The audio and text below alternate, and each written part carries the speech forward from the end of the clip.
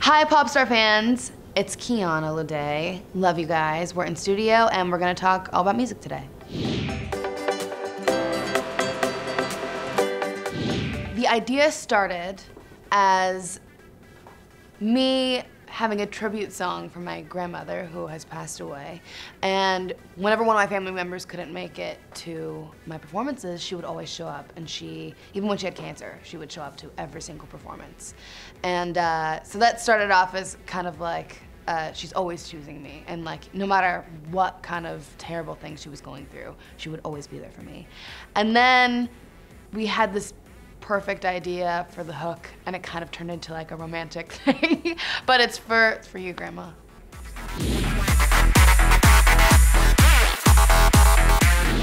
Everyone's nervous to release original things, right? Because we put so much of our soul and our being into our art and our music. So I think just releasing original stuff, period, was a little nerve-wracking for me.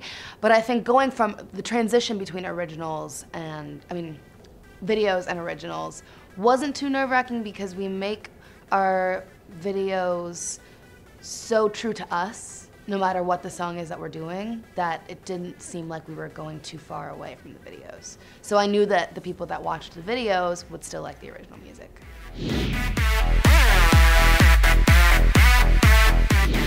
The reaction's been amazing, actually.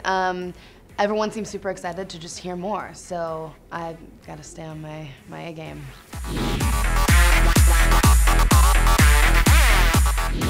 I have to give a lot of credit to YouTube for letting me do this, because if I didn't have that platform on YouTube, I wouldn't be able to make my original music at all. I don't know what I would be doing. So in that sense, yes, I think social media and YouTube are very important for breaking careers. Since Bieber, I guess Bieber or Kobe Calais were like the first to do it, right? And I think social media is very important for people to stay engaged and fans to be caught up.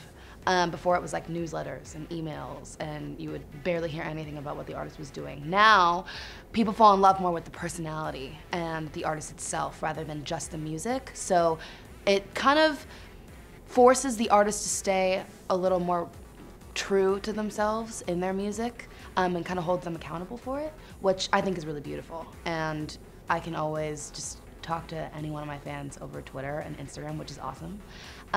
So I think it's really helpful. I think there's a part of it that's not too healthy, which, you know, everything has its fallbacks, but I think for the most part, it's really helpful.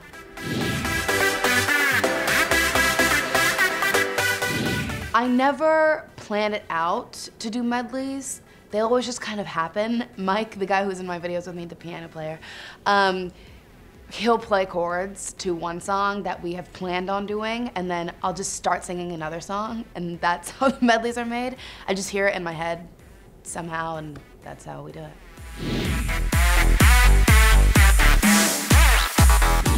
I had no idea that that was what soul food was gonna turn into. The funny thing is, we had been doing soul food for a year before Hotline Bling came up, and Hotline Bling was our first viral video. So we had been working on these videos and doing the exact same thing for a year, different song every time, releasing them like once a week, once every 2 weeks. We weren't very consistent. We've never been very consistent. But we have continued to release soul food, and then a year later, almost exactly a year later, that's when we did Hotline Bling. Then it blew up and we were like, what is this? What are we gonna do now? And that's been the question ever since. After we finish everything, we're like, what now? What do we do now? So now we're continuing to make videos and making an album.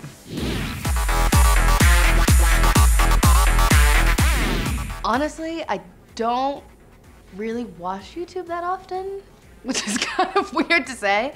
But I'm not really normally on YouTube, but I do love to watch all of the live John Mayer videos that they put up there. That's pretty cool. Or like, oh, you know what I love watching? When I'm on YouTube and I'm like having YouTube binges, I find myself always watching like the Ellen Show performances or like Jimmy Fallon performances. Those are pretty cool. I love watching those.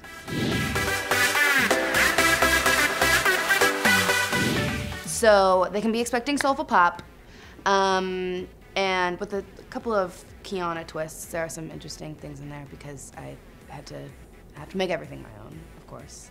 And I can't say anything about touring stuff right now, but I did just come back from Sweden, and that was really fun. I performed at Brilliant Minds Symposium, held by Spotify, and that was pretty rad.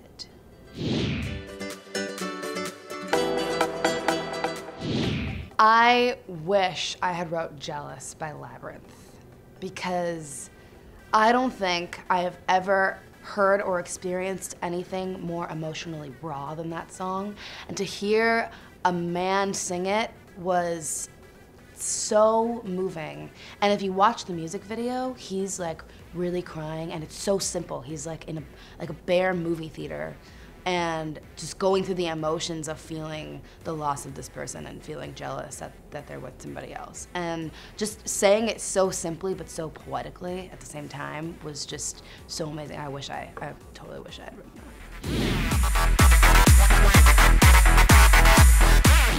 that. Right now, I think one of the most brilliant performers actually ever in the entire world is Bruno Mars, because he is my career idol. He started off with performing with one instrument and was the master of this instrument. And then he surprised people later on down the road in his career with showing everyone that he could dance and move. And he's just a really exciting person to watch. And I think the best thing about his performances is he always has his crew up there with him on the stage. He always has his best friends, his homies from back home. Like, they're always on stage with him, and they're just having a good time, and everyone really enjoys that. So I think one of the best performers of all time is Bruno Mars.